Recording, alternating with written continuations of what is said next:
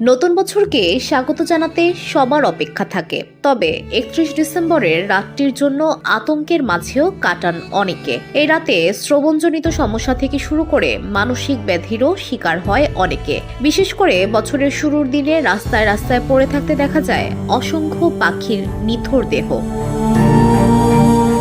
বিষয়টি নিয়ে সরকার থেকে শুরু করে বহু সামাজিক কিংবা প্রাণী কল্যাণ সংগঠনগুলো সচেতনতার বার্তা দিচ্ছে। নিজ উদ্যোগে সামাজিক যোগাযোগ মাধ্যমে আতশবাজি, ফানুস তাণ্ডবের ভয়াবহতা তুলে ধরতে দেখা গেল অভিনেত্রী জয়া আহসানকে। সামাজিক মাধ্যমে এক দীর্ঘ পোস্ট লেখেন জয়া। সেখানে উঠে আসে নতুন বছর বরণকে কেন্দ্র করে প্রাণী হত্যার দিকটি। সরাসরি না হলেও পরোক্ষভাবে এই হত্যার দায় নিজেদের বলেও সতর্ক করেন অভিনেত্রী। জয়া লেখেন, মানুষদের মতো পাখিদের কোনো ক্যালেন্ডার নেই। তারা 31st চেনে না। অন্য আর 10টা সন্ধ্যার মতোই তারা ফিরে যায় যে যার নীড়ে, রাতে ঘুমিয়ে পরদিন সকালে উঠে আবার কিচিরমিচির করবে বলে। কিন্তু সেই রাতে কি যেন হয় মানুষের, তারা ঘুমায় না।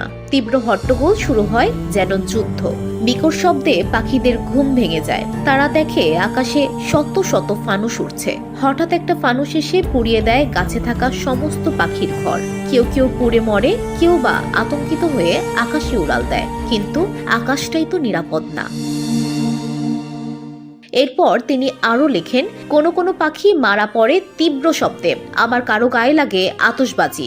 এরপরও যেসব ভাগ্যবান পাখি তখনও বেঁচে থাকে, তাদের কেউ কেউ আতঙ্কিত হয়ে বিল্ডিং এর সাথে ধাক্কা খেয়ে প্রাণ হারায়।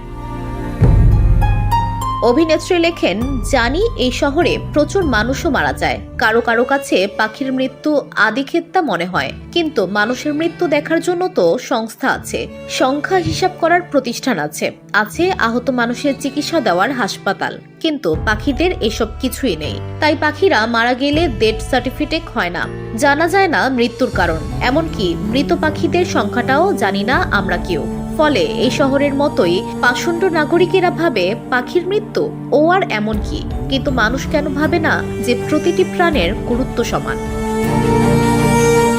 আতশবাজির শব্দে শিশু উমায়েরের মৃত্যুর প্রসঙ্গ টেনে জয়া লেখেন, শুধু পাখির কথা কেন, এই শহরের কুকুর, বিড়াল, মুরগি, কীট পতঙ্গ সহ সবাই অস্থির হয়ে যায় নগরবাসীর আতশবাজি আর ফানুস উৎসবে।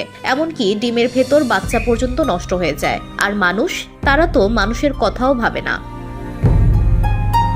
2022-এর জানুয়ারির 1 তারিখ যখন নগরবাসী সারা রাত আতশবাজি উৎসব করে ঘুমাচ্ছে, তখন মৃত্যুর সাথে লড়াই করছিল 4 মাস বয়সী উমায়ের। একসময় সে পরাজিত হয় এবং মৃত্যুর কোলে ঢলে পড়ে। ছোট্ট উমায়েরের এই মৃত্যুর দায় কেন এই নগরবাসী নেবে না? আপনারা যারা আতশবাজি ফুটিয়েছিলেন, তারা কেউ কি এই দায় থেকে মুক্ত? সবশেষে তিনি লেখেন, এই বছরও হয়তো আপনারা আতশবাজি আর ফানুসের ঝলকানিতে নতুন বছরকে বরণ করে নেবেন। উৎসবের নামে এই তাণ্ডব লীলা চালানোর সময় কি এই অসহায় কুকুর, বিড়াল, পাখি সহ অসহায় প্রাণীদের করুণ মুখগুলো আপনাদের মনে পড়বে? আপনাদের কি মনে পড়বে শিশু উমায়েরের নিষ্পাপ মুক্তির কথা? যদি এদের কারো কথা আপনার মনে পড়ে, অথবা মনে পড়ার পরও যদি আতশবাজি আর ফানুসের তাণ্ডব চালিয়ে যান, তাহলে জেনে রাখুন এই প্রাণী হত্যার দায় আপনারও। VOD Bangla news desk.